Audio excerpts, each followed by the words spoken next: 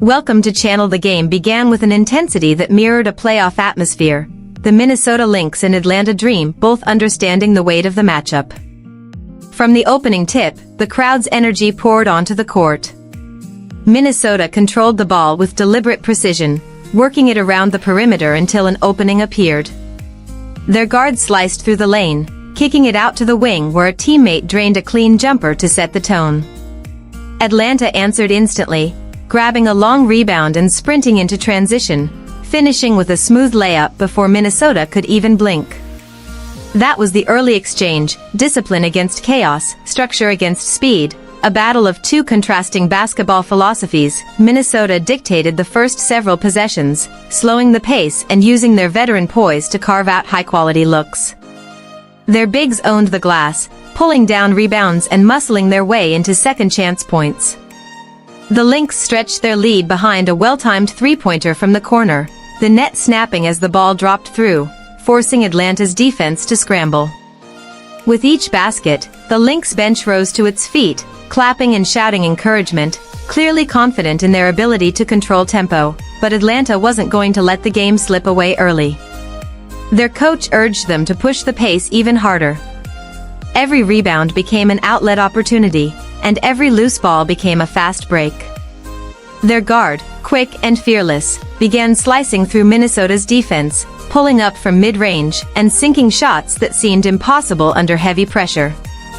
One possession later, she intercepted a pass at half-court, sprinted the length of the floor, and finished with a thunderous layup that ignited the crowd. The arena erupted, and suddenly Minnesota's comfortable lead began to shrink. The Lynx tried to adjust by collapsing their defense inside, but Atlanta countered by swinging the ball to the perimeter.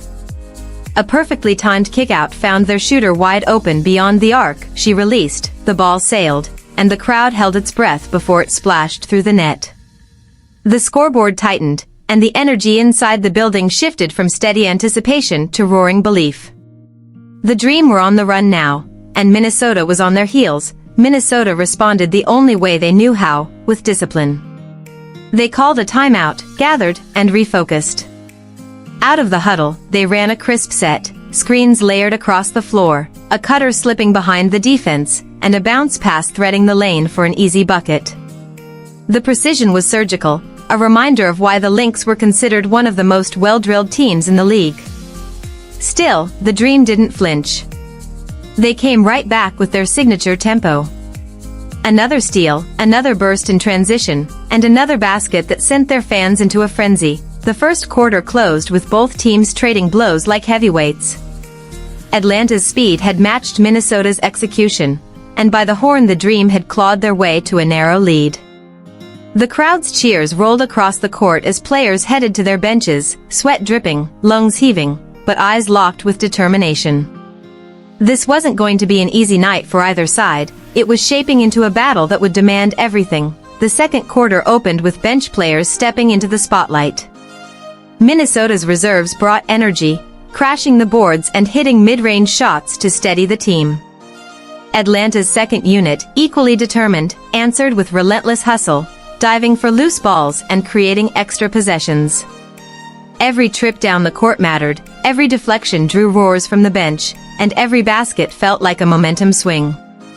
One sequence saw Atlanta grab back-to-back offensive rebounds before finally sinking a floater, sending their bench into wild celebration. Minnesota countered immediately with a deep three that silenced the crowd for a moment, reminding everyone of their composure under pressure. The game's rhythm became a constant push and pull.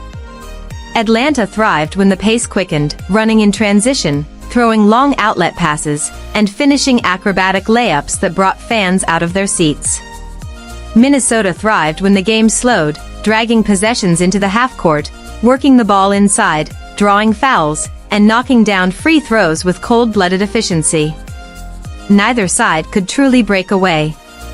Every time one team looked ready to take control, the other answered with a run of its own. Midway through the second quarter came a highlight that defined the night's intensity.